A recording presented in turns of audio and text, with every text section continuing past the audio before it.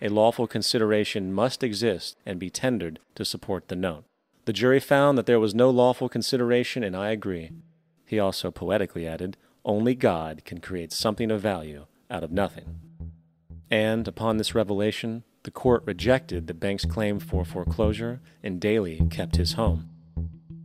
The implications of this court decision are immense.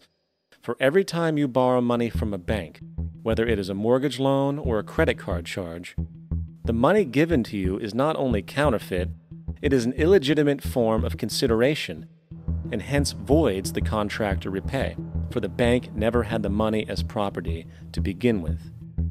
Unfortunately, such legal realizations are suppressed and ignored, and the game of perpetual wealth transfer and perpetual debt continues. And this brings us to the ultimate question: why? During the American Civil War, President Lincoln bypassed the high-interest loans offered by the European banks and decided to do what the Founding Fathers advocated, which was to create an independent and inherently debt-free currency. It was called the greenback. Shortly after this measure was taken, an internal document circulated between private British and American banking interests stated, "Slavery is but the owning of labor and carries with it the care of laborers, while the European plan is that capital shall control labor by controlling wages. This can be done by controlling the money. It will not do to allow the greenback, as we cannot control that." The fractional reserve policy perpetrated by the Federal Reserve, which has spread in practice to the great majority of banks in the world, is, in fact, a system of modern slavery. Think about it. Money is created out of debt. And what do people do when they are in debt? They submit to employment to pay it off. But if money can only be created out of loans, how can society ever be debt-free? It can't. And that's the point. And it is the fear of losing assets coupled with the struggle to keep up with the perpetual debt and inflation inherent in the system, compounded by the inescapable scarcity within the money supply itself, created by the interest that can never be repaid, that keeps the wage slave in line, running on the hamster wheel with millions of others, in effect powering an empire that truly benefits only the elite at the top of the pyramid. For, at the end of the day, who are you really working for? The banks. Money is created in a bank and invariably ends up in a bank. They are the true masters, along with the corporations and governments they support. Physical slavery requires people to be housed and fed. Economic slavery requires people to feed and house themselves. It is one of the most ingenious scams for social manipulation ever created, and at its core, it is an invisible war against the population. Debt is the weapon used to conquer and enslave societies, and interest is its prime ammunition. And as the majority walks around oblivious to this reality, the banks, in collusion with governments and corporations, continue to perfect and expand their tactics of economic warfare, spawning new bases, such as the World Bank and International Monetary Fund, while also inventing a new type of soldier, the birth of the economic hitman.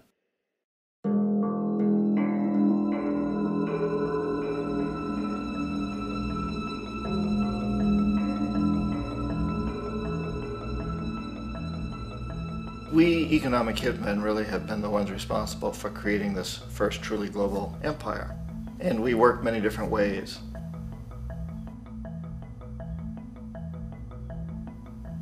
But perhaps the most common is that we will identify a country that has resources our corporations covet, like oil, and then arrange a huge loan to that country from the World Bank or one of its sister organizations.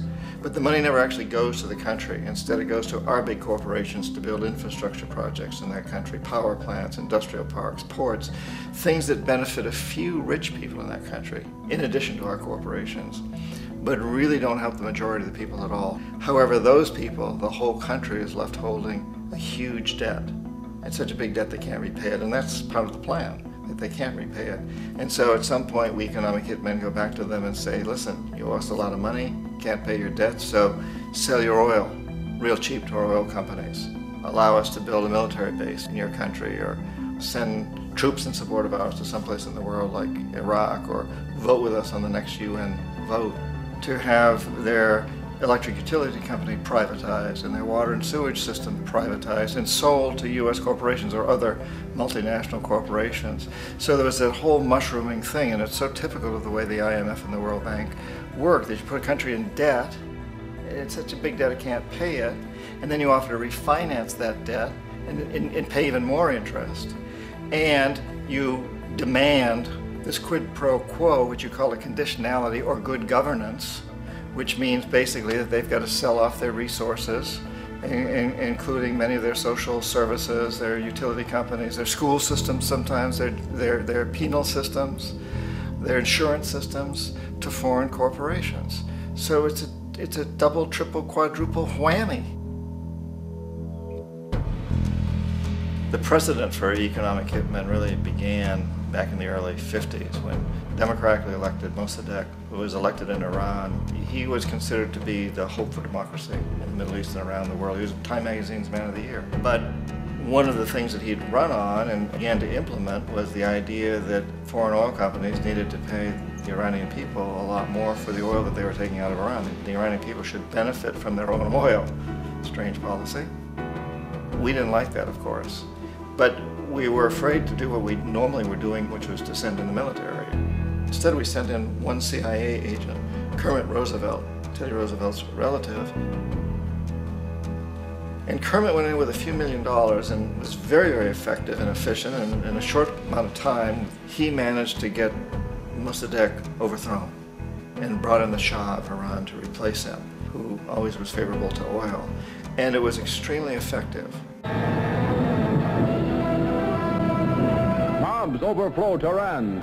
Army officers shout that Mossadegh has surrendered and his regime as virtual dictator of Iran is ended. Pictures of the Shah are paraded through the streets as sentiment reverses.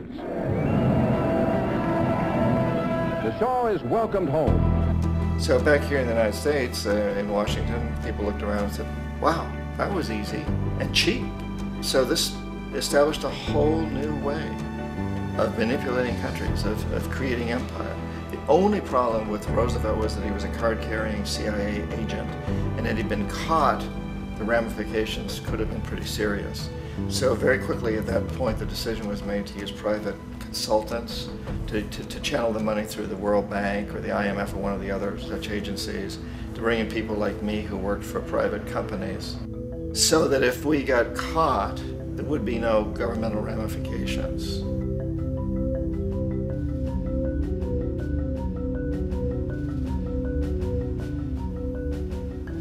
When Arbenz became president of Guatemala, the country was very much under the thumbs of United Fruit Company, the big international corporations. And Arbenz ran on this ticket that says, you know, we want to get the land back to the people.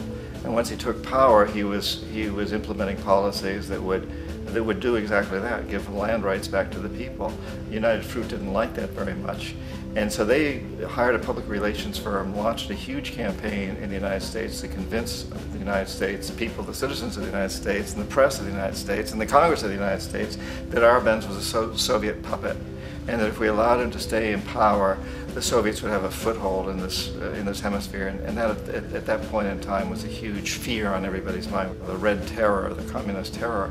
And so, to make a long story short, out of this public relations campaign came a commitment on the part of the CIA and the military to take this man out. And in fact, we did. We sent in planes, we sent in soldiers, we sent in jackals, we sent everything in to take him out, and did take him out. And as soon as he was removed from office, the new guy that took over after him basically reinstated everything to the big international corporations, including United Fruit.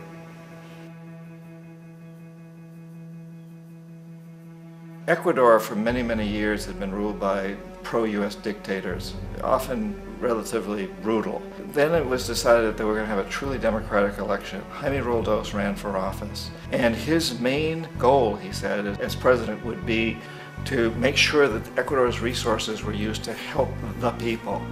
And he won, overwhelming, by more votes than anybody had ever won anything in Ecuador. And he began to implement these policies to make sure that the profits from oil went to help the people. Well, we didn't like that in the United States. I was sent down as one of several economic hitmen to change Roldos, to corrupt him, to bring him around, to let him know, okay, you can get very rich, you and your family, if you play our game, but if you continue to try to keep these policies you've promised, you're going to go. He wouldn't listen. He was assassinated.